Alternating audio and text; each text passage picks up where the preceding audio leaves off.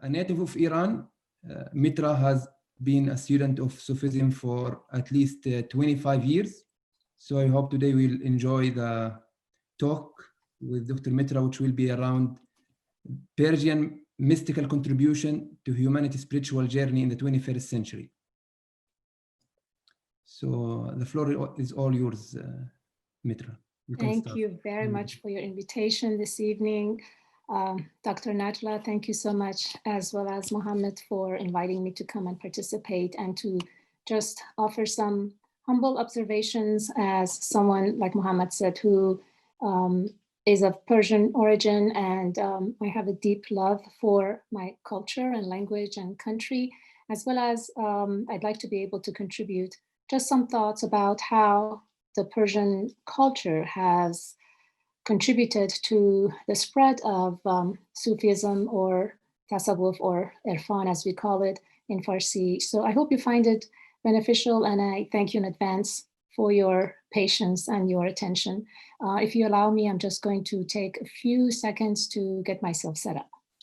All right, so the subject of mysticism and Persian contribution to the world and to Sufism is a very large subject, and I don't consider myself an expert in the field, and I also know that we have a limited time. So these are interesting challenges, but as I said, I will attempt to review very briefly the contributions of Persians to the world civilization, and then to follow that in terms of the Persian contributions to Islam and Sufism. So Persia is considered, it's the old word that we use, the old name that we use, but it's considered one of the oldest civilizations, dating back to, some people say, 7000 BC. And when we refer to the Persian Empire, it's the rule of the ACHAEMENID or Haqamanishi Empire that comes to mind. And at its height, it occupied a very vast area, ranging from the Balkans and Eastern Europe to the modern day India and Pakistan. And at that time, the population of the Persian Empire was around 50 million people.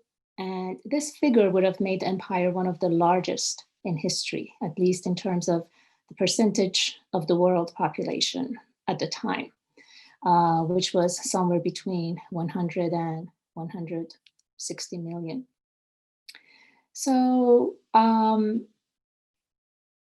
again, if we, as you see in the map, the area is very large, and it goes from the north to south. You see from the present day Central Asia to the Persian Gulf, and all the way close to what we call the present day China now. So as you would expect from one of the oldest continuous civilizations in the world, Persians have created many ingenious and revolutionary innovations and discoveries. And they originated some of the concepts that in our modern world we might take for granted. But there are so many contributions that they have made, and I thought you might find it interesting for me to share a few of those contributions to the world. The first one that Persians take great pride in, and I wanted to share with all of you, is the first human rights declaration. Persian history largely begins with King Cyrus the Great, who is credited with the liberation of Babylon in 523 BC. And he declared, or he created, the oldest known charter of human rights that's referred to as the Cyrus Cylinder. It dates back the US Declaration, it dates back obviously the United Nations Charter for Human Rights. So the cylinder now is housed in London's British Museum. And as I said, it has been historically recognized as the world's first universal charter of human rights. And it predates the Magna Carta by 1,000 years. And I remember several years ago it came to the Smithsonian Museums in Washington, DC, and I went there to see it, and it's very small, but it has a very large meaning and definitions behind it. So it was very impressive for us Persians to be there and to take some pride in this magnificent contribution that was made to world civilization. Moving on, I wanted to also touch on a few other things that Persians have created that have led to the advancement in the world. One is what they call the chaparkhane, which is the modern day postal service, comes from there. This is a Persian term that is used to describe that. And it means, the word itself, it means the courier house. And it was a mud brick structure. It was originally invented by the Haqamanishi in the Haqamanishi dynasty, as these were stops that were made along the royal road where couriers could rest and switch their horses. So then the concept of it developed more over the years, and the system comprised of a series of stations along 3,000 plus miles of highway throughout the empire, where the chapars, they would ride horseback and they would deliver the post from one part of the kingdom to another part of the kingdom. And along with that, also they invented the stirrup, and this made cavalry possible. So it's the effects were the transformation of warfare and the courier relay system, and where they could come and change their horses and continue on their missions. And this was very significant in the notion of dissemination of information. You may have heard the famous line that the Greek philosopher Herodotus had said in reference to Persian couriers, that there is nothing in the world that travels faster than these Persian couriers. Neither snow, nor rain, nor heat, nor gloom of night stays these couriers from the swift completion of their appointed rounds. So this was said in relation to this contribution that Persians have made. In 400 BC, the ancient Persians created the world's first ever refrigeration system even. Yakhchal, it translates actually as ice pit. And this is very much how the modern day fridge started out. The original structure had a domed shape, like in this picture, was somewhat like a small mountain, and it was used to store mainly ice, but also the food items. Moving on to the areas of science, there is so much contribution that it's really hard to pick and choose which one to use, but in the field of algebra, for example, we have Muhammad Khwarazmi. He was a Persian scholar in Baghdad, and his work spanned the fields of mathematics and astronomy, geography during the Abbasid Caliphate. And today he's known for the method through which he taught algebra as an independent science. He wrote an influential text on algorithm, and his completing the square technique lies at the heart of a beautiful formula that's called Khwarazmi's identity. It's the quadratic formula. For those of you who are math majors, you would probably appreciate that. And also the inventor of alcohol is a Persian by the name of Zakaria Razi. He was a pioneering Iranian scholar who discovered sulfuric acid as well. And his main interests were chemistry, medicine, biology. He had extensive note on diseases such as smallpox, chickenpox, and he wrote the first book on pediatrics. And he made leading contributions in organic and inorganic chemistry. So these are examples that I just wanted to provide that show the vast array of contributions that Persians have made. Another important discovery that was made, the contributor of it is Ibn Sina, or Abu Ali Sina. And in the Western world, he's known better as Avicenna. He is considered to be one of the most significant physicians, astronomers, and thinkers of the Islamic Golden Age.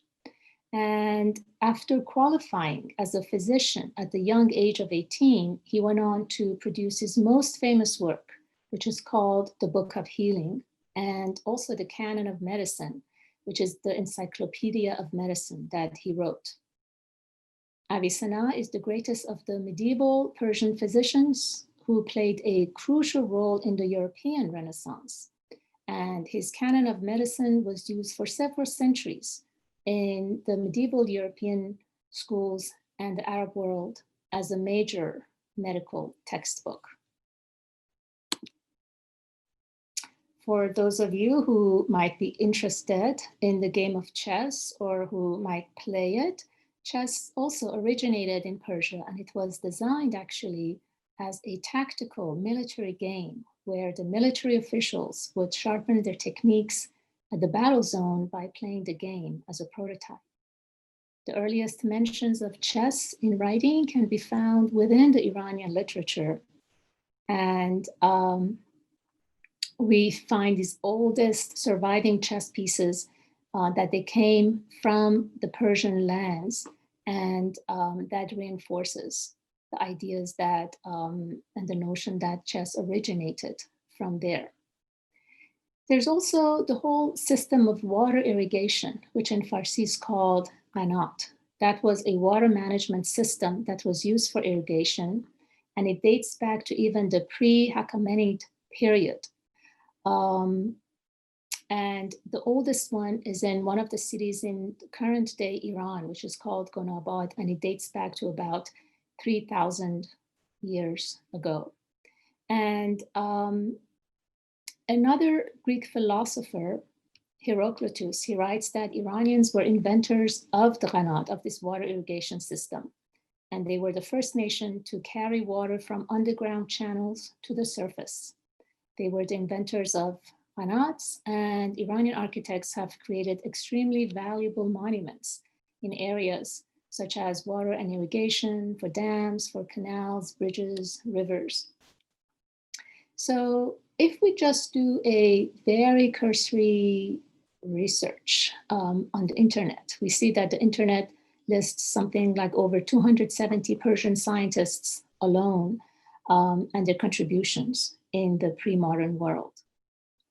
And if we look at the people who write about Persians, historians, they unanimously would say that no other civilization, past or present, can stand up to the achievement that Persians have made. And these figures were polymath, and almost all had mastered mathematics, medicine, logic, philosophy, astronomy, religious sciences. In a nutshell, we can say that the modern world today would not be the same without the contributions that Persians made.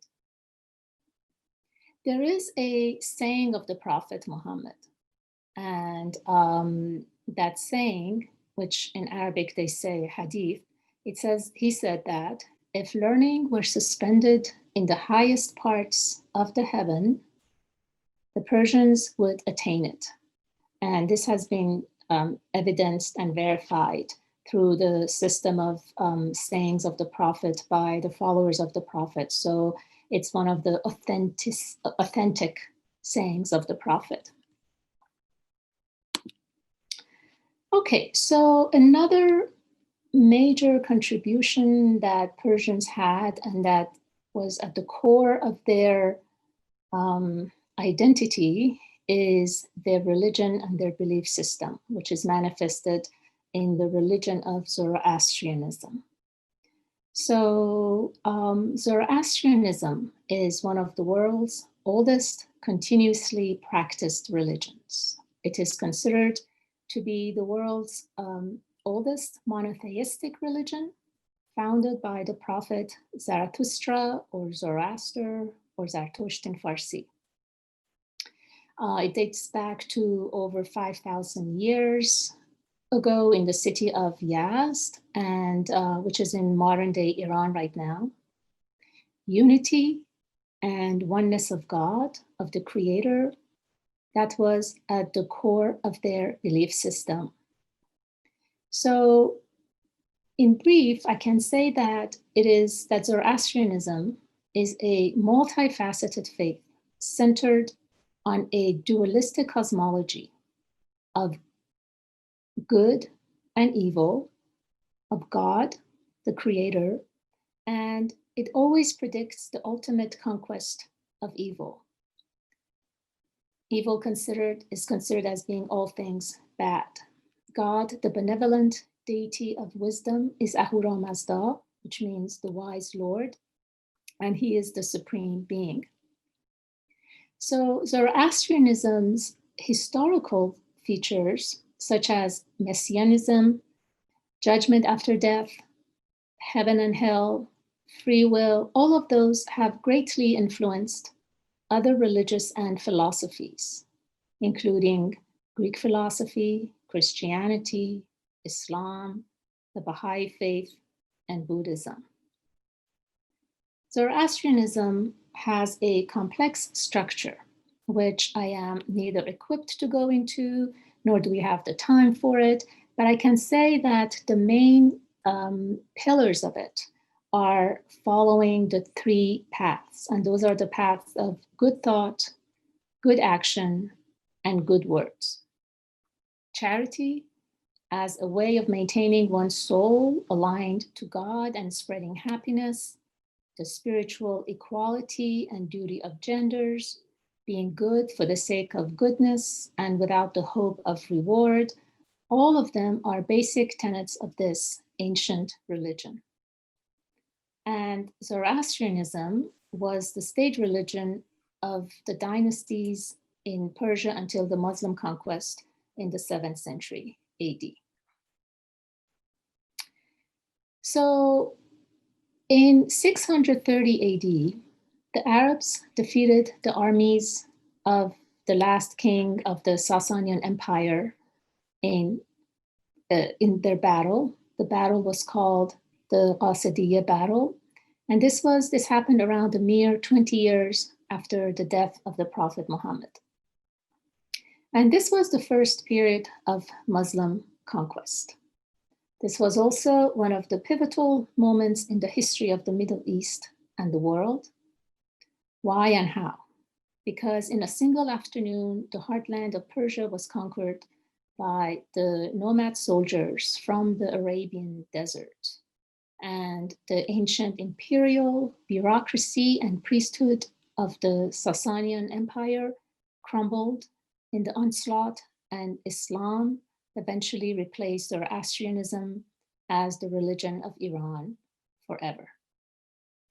So it is very important to note that the Persian encounter with Islam would echo across the centuries down to our time with some unique resonance. The ancient Byzantine and the Coptic civilizations of Syria, Palestine, Egypt, they submerged beneath the banner of the Islamic faith and the Arabic language. And the significant point here is that yet while Persia became Muslim, it never turned Arab.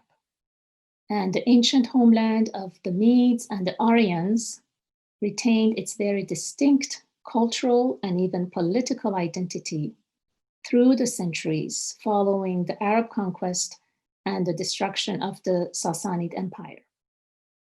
And I wanted to also say, the Zoroastrians remained in Iran, those who were not converted, and they are a small minority. Generally, they're very beloved in the country, they're very loved and protected. So we still have some pockets of them in the country.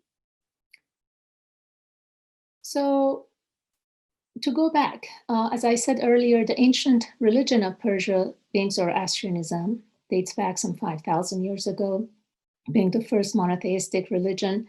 So when Islam entered Persia, the ideas were not revolutionary for the Persians. They had already believed in the unity of God, believed in all of that, and they had the rituals for thousands of years.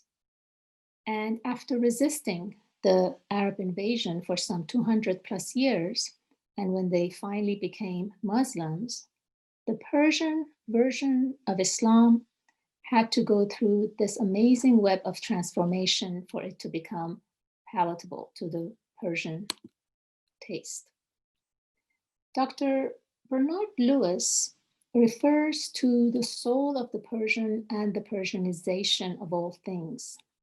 This concept of Persianization of all things is a significant concept and a reality. It is something that has embellished and glorified the inner meaning of Islam in the form of Sufism or Irfan, and given life to the art and architecture, poetry, gardens, calligraphy, structures, thoughts and ideology, and much more. The Persian language survived the Arab conquest while Aramaic or Coptic died, except as liturgical languages in Egypt.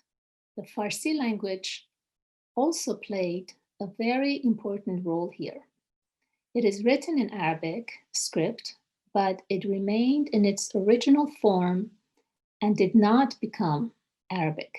And that helped tremendously in its ability to contribute so much to the world of Sufism, to Islam, and to everything else.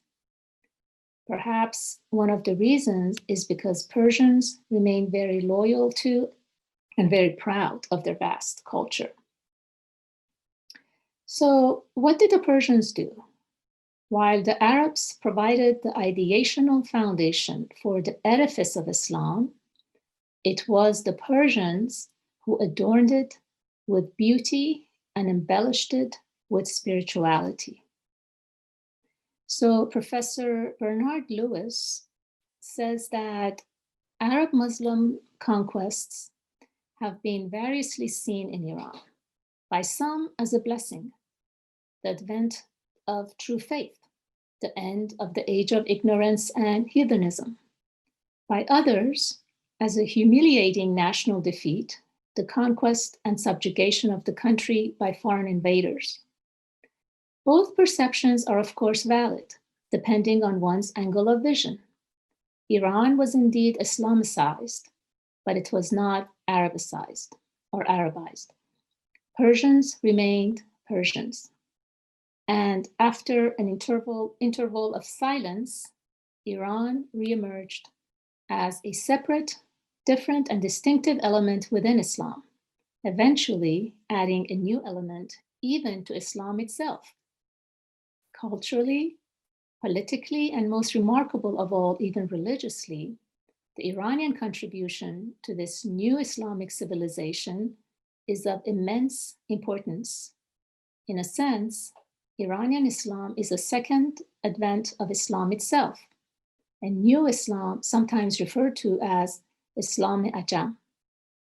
It was this Persian Islam, rather than the original Arab Islam, that was brought to the new areas and new peoples, to the Turks, first in Central Asia, and then in the Middle East, in the country which came to be called Turkey, and of course to India.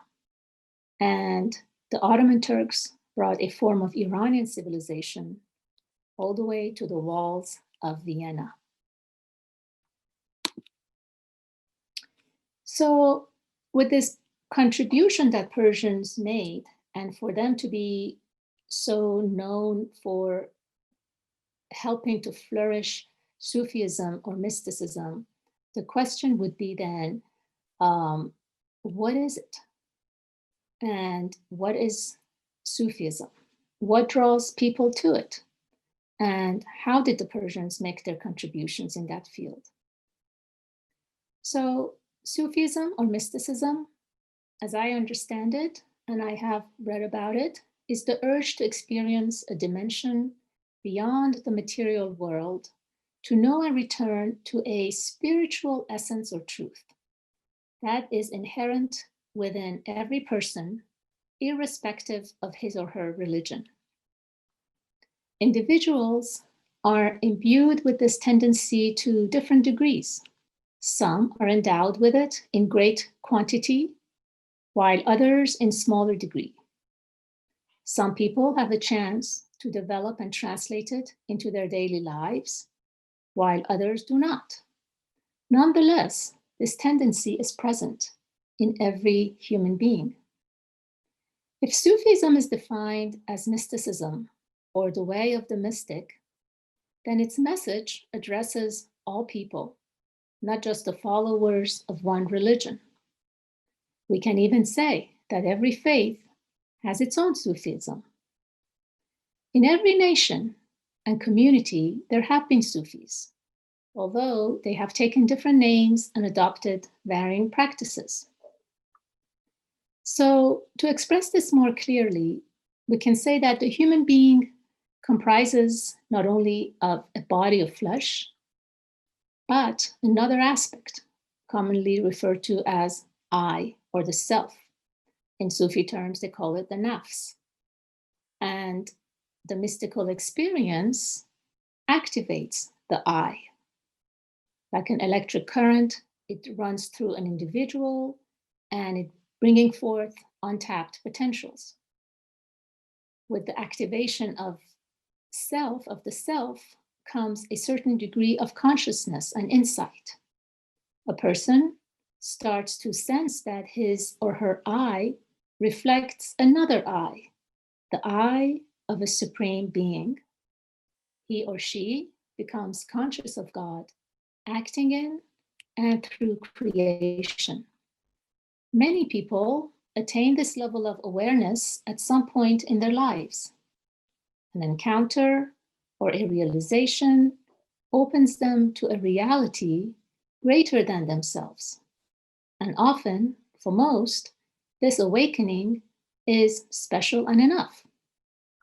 God is present, but individuals cannot see the Almighty because of curtains of ignorance that veil their eyes and covers their hearts. The average person is ego-centered. Only after he or she has polished their heart and purified the self will the curtains lift, the rust will fall away, and the eyes will be able to see God. For others, however, they desire something more, to contact God, to see the divine, to experience the truth. Being a mere part is insufficient. They long to annihilate themselves in the whole, the eternal. They yearn to realize in a personal way that God is as near as your jugular vein, as it is stated in the Quran. So, how can this yearning be fulfilled? According to Sufi teachings, the path to experiencing the divine presence starts within. It is said that the one who realized oneself realizes the Lord. So visionary unity of being implies heart insight, a faculty of vision known only to the possessor of heart, or as we say in Farsi, Ahl Dil, those Sufis who distance themselves from the realm of the ego and the temporal personality by means of divine love and contemplate God through God's vision. Persia, with this background and the yearning that Persians have had and have shown and have contributed, became the fountain of tasawwuf or irfan that extended the boundaries of Islam. And many scholars agree that indeed Persia was the land where the soul of Islam was rediscovered. And Iranians played a significant role in transforming Islam into a global faith. Also noteworthy is the extent to which the later development and maturation of the tradition of Islamic mysticism owes to the Iranian social and cultural milieu, and indeed religious sensibility from its indigenous givens. So between the 11th and the 12th century, We witness the flourishing of Persian literature in the mystical poetry of Attar and Shams and Molavi, who in English is known as Rumi and Hafiz. These are the poets who belong to that era. So there is no doubt that Persia has been defined as the cradle of early Sufism or Islamic mysticism. And if mysticism is taken to be, as it usually is, an expression of man's belief in direct connection with God, then we have to also consider the well-known ethical concepts of Zoroastrians, for whom every particular deed of daily life, good or bad, is the joint product of man and either the principle of good or of evil.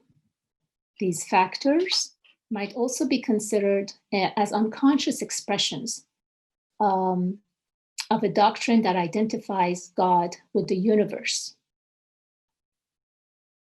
and the universe being a manifestation of God. So some people say that Persia has conquered a spiritual domain, and this spiritual domain has been even far more extensive than any that was won by the armies of Cyrus the Great and his followers. And it is one which is still far from being a thing of the past. Indeed, one might say that through this mystical attraction expressed in an incomparable poetic medium, Persia found herself discovered something like her true spiritual vocation among the peoples of the world. So,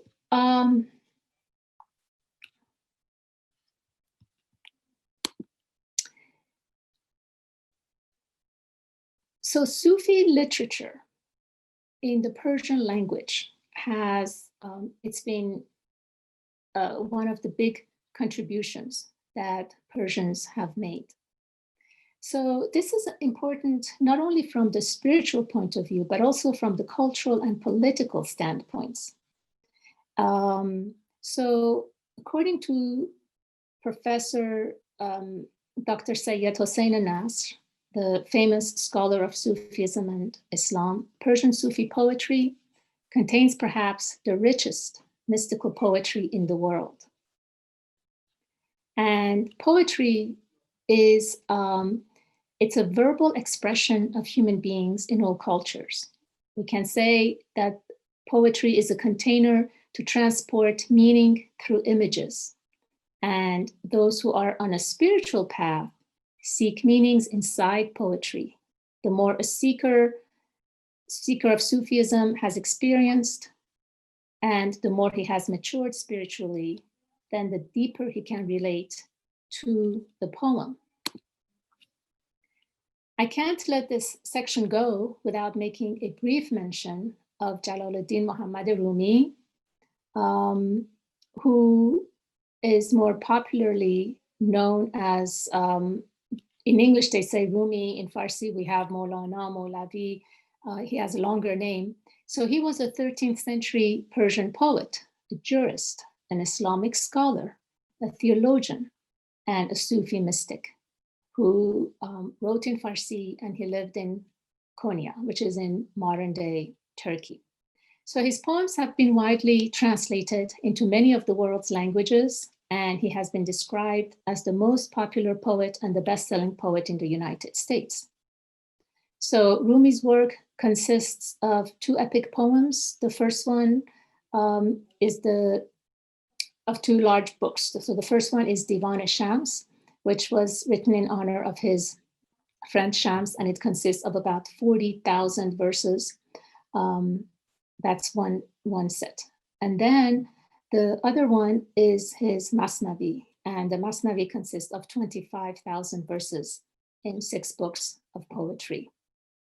So in Rumi's teachings, any kind of love that we experience in our lives points us to the divine love. Divine love is the ultimate source of all other kinds of love. And there have been many translators of Rumi, either directly from Farsi or as they have been inspired by the message that he sent, and then they have translated their inspiration. But here's one translation of a much longer poem in Farsi, but this is just the very beginning. It's actually the middle of it, where he says, I am not from east or west, not up from the ground or out of the ocean. My place is placeless, a trace of the traceless. I belong to the beloved. There is a relationship between Islamic art and Islamic spirituality. And the twin sources of Islamic spirituality are the Quran, the holy text, and its inner reality and sacramental presence, and the very substances of the soul of the Prophet, which has remained as an invisible presence within the Islamic world. The art of Islam is Islamic, not only because it was created by Muslims, but because it issues forth from the Islamic revelation and the divine revelation. So the character of the Islamic art cannot have been brought into being by simply individualistic inspirations or creativity. In other words, only the universal can produce the universal. And Iran or Persia is suffused with this source and the richness of art and architecture that one finds in Iranian mosques and buildings and gardens and calligraphy, all of them being the wealth of this culture. So if we look at calligraphy, we can say that, so this is a sample that you see in this slide. Many Sufis took the letters of the Arabic alphabet as symbols, not only in a linguistic sense, but also in a cosmic sense as well. We see some of Sufism's most elaborate metaphysical systems that have been expressed using these as cosmic symbols here. Because the Sufi tradition reflects an Islamic emphasis on auditory and oral experiences. And the methods of the spiritual practice developed by Sufis have centered around attaining realization by the means of contemplation on these divine words. And so then this has given birth to this amazing and beautiful calligraphy that we see. And again, referring to Dr. Sayyid Hossein Nasr, he writes that the Persians experienced calligraphy as an attempt to communicate spiritual truth and realities. So here you see other examples of calligraphy, and there are like endless and numerous examples that we can find. So we can say that in the pursuit of calligraphy, Sufis emulated the broader norm within the Islamic culture to give deep respect to the capacity of this written word to convey the revealed truth. And there are many different kinds of calligraphies that Persians have mastered, and the most well-known or well-distinguished Persian ones is the NASTA'LIQ, as we call, and you see some of their examples here. So to practice calligraphy as an integral component of their spiritual practice, many Sufis found great inspiration in the Quranic passages. So you see, for example, in this slide, if you go to mosques, the mosque walls are adorned with calligraphy that they have used. And especially because we find verses in the Quran attributing to the pen. The pen is called al-qalam, and the preserved tablet, which is called Lawh al-Mahfuz. So references to the pen can be found in what are understood to be the first two revealed chapters of the Quran, where God says that it says God taught humans by the pen, and it's also say by the pen and by the record which the humans write. the idea of the preserved tablet as a spiritual reality or metaphor appears in other chapters in the Quran, and where it says, verily, this is a glorious Quran inscribed on the preserved tablets. So these have been inspirations for Persian calligraphy, where it has flourished.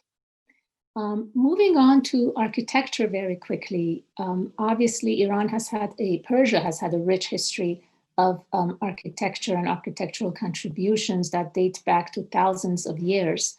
And it covered not just in Persia, but all of the vast areas that it had occupied. So what we see is that the post-Islamic architecture also draws ideas from its pre-Islamic predecessor. And it has geometrical and repetitive forms where you see very richly decorated monuments with the glazed tiles and carved stucco and patterned brickwork and many, many floral motifs.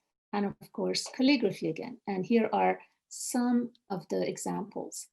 In fact, Iran is ranked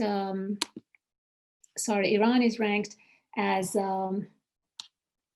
number 6, I think, in the world in terms of possessing the historical monuments, museums, other cultural attractions, as it has been recognized by UNESCO. So it's number 6 by UNESCO as being one of the cradles of civilization. So Persian architects were highly also sought after in the old days. For example, a lot of people in the West, they admire the Taj Mahal in India, and Taj Mahal was created by one of the famous Iranian architects. And we can say the same thing about some of the domes in Samarkand, which is in Uzbekistan. So, and also we see the same repetition of the rich Persian artistic art forms. We see them in Iraq and in Damascus and in other influences. And of course, we have plenty of that throughout Iran itself. And one of the jewels of Islamic architecture, Persian architecture, blending in very nicely together is in the city of Isfahan, which has beautiful mosques and gardens and many beautiful things there. So we look at, for example, the shrines that exist in Iran, and the shrine of the 8th Imam, which is in Mashhad. All of those are elements of beauty that that were created in the Persian contributions. So here, for example, we see some examples of, I mean, they're small pictures, but one is the Jame Mosque in Yazd. Next to it is the Grand Mosque in Isfahan. They have a lot of detailed work. Then we see this mosque is in Shiraz. It's also called the Pink Mosque, because of the type of colors, obviously, that they were using, and the floor is all in blue. So it's that reflection of light, the blue and the pink. And then next to it, the picture is not that great, but it's supposed to show it's the mirror palace. So it is composed of a lot of inlaid work and mirror work. And this is the Shah's Mosque, also known as the Imam Mosque. It's the view, just, taking a picture from the ceiling, and it's magnificent. I was lucky to go to Isfahan and see these things, and the pictures just don't do justice to them. If we take a look quickly at gardens, we can say that Persians, of course, started creating gardens during the ACHAEMENID dynasty, and they were masters at creating that as well. And through a concentration on spiritual things, they believe that when it comes to the garden and nature, that from the eyes of the Sufi, they feel that the Sufi could open the eye and ear of one's spirit to the unseen world by having beauty around them. So Rumi, again, the favorite Islamic source of Sufi philosophy, he touched on this by saying, the water of eternal life, every form you see has its archetype in the placeless world. Its original is everlasting. Every fair shape you have seen, every deep saying you have heard. So Persian gardens, we can say that they truly resemble the paradise on earth. And their general pattern of Persian gardens, it has a rectangular shape form consisting of 4 quarters, and they have an abundance of trees and flowers and streams and pathways, ponds and fountains. Usually there's a central pavilion and the walls that surround the gardens. Again, UNESCO has marked some of these Persian gardens as the most beautiful in the world. So again, like I said, according to the Islamic notion, Persian garden resembles heaven described in the Quran. And being inspired by the image of heaven, Iranians put more emphasis on the 4 heavenly streams running through the garden. And there are, again, as I said, with the mosques and with other buildings, there are many, many beautiful gardens throughout the country. And since Iranians appreciate art in different forms, the idea of Persian garden has influenced the design, the decoration, the description of other arts, such as Persian carpets. And I haven't even talked about Persian carpets in this talk today. So these are some other pictures of just the beauty of Persian gardens. So I wanted to conclude by saying that the subject, again, as I said, is vast. So, and our time is very short. But I just wanted to sum up and say that for people who study Sufism, the life journey is one of remembering their origin and what they call the SHIRAZALSO, which means the journey back to that point that we originated from and operating from that essential goodness. In order to solve the complex and multidimensional problems of today's world, we need a radical imaginary, a new way to restructure and transform our society, its institutions, its organizations, and its inhabitants. One such radical imaginary can be provided by Islamic mysticism or Sufism in the form of love of the divine. In the 21st century, our lives, our worlds are operating in much dissonance and much disruption, and there's a lot of polarization. Why is that?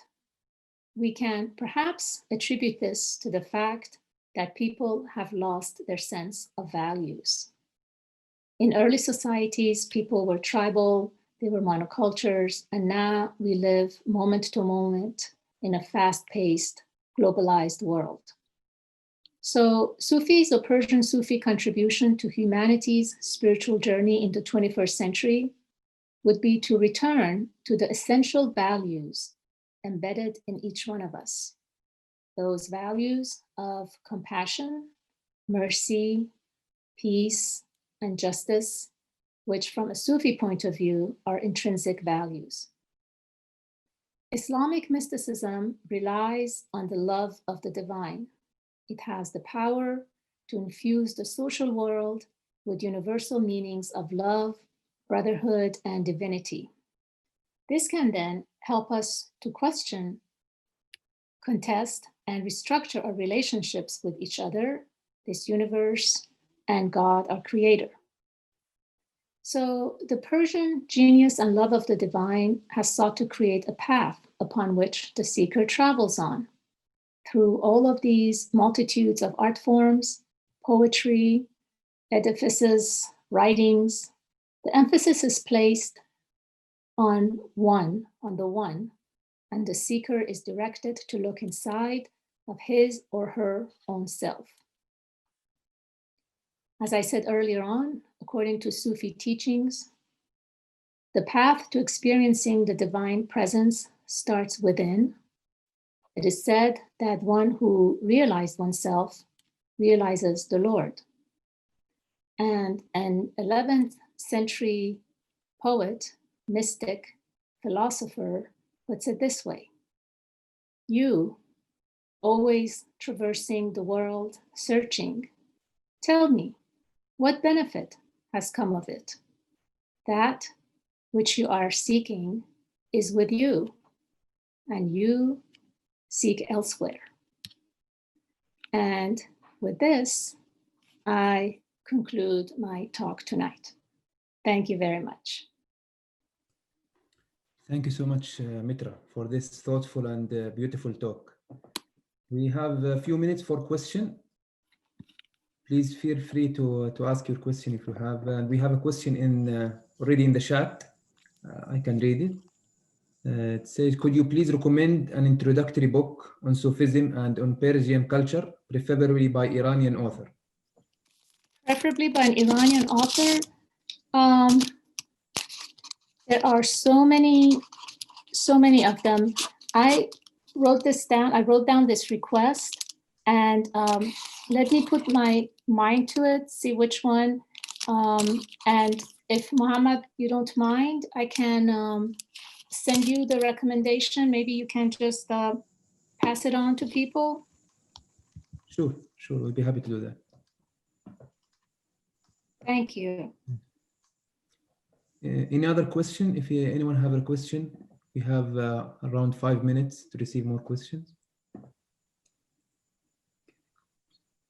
So another question in the chat: what was the time frame of these scholars? I think this referred to the scholars that you mentioned in the beginning of the presentation. Well, there are so many of them. The 11th to 13th century, they were very big, and also you have 7th to 8th century.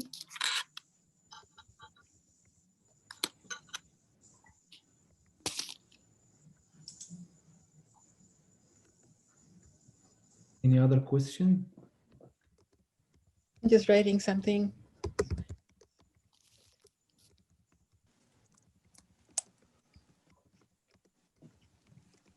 Thank you. And Carol Robinson.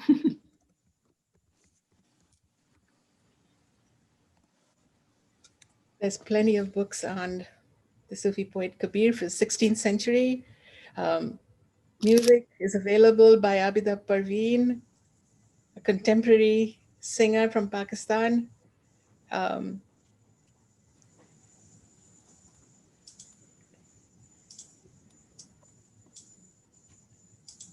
there's scholarship on Kabir as well.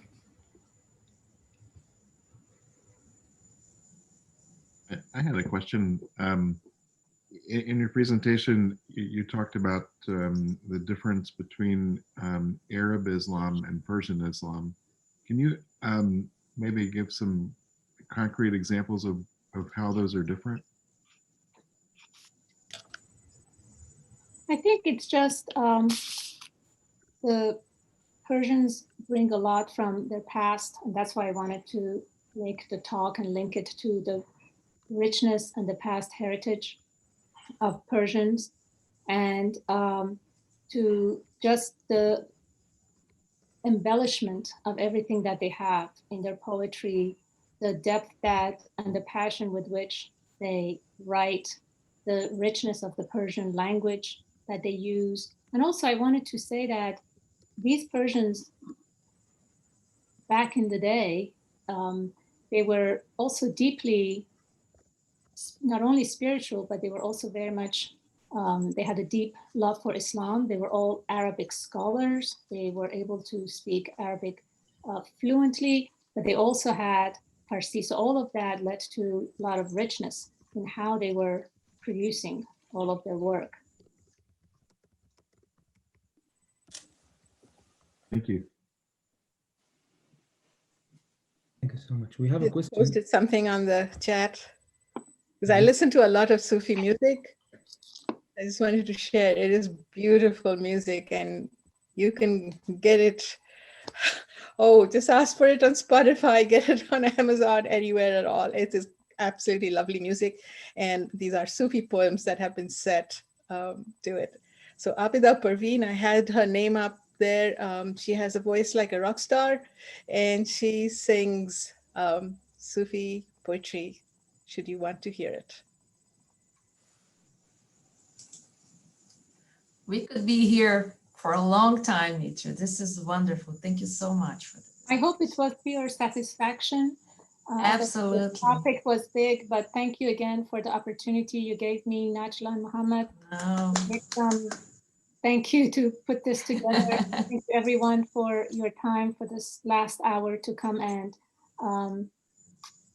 be our participants, our audience.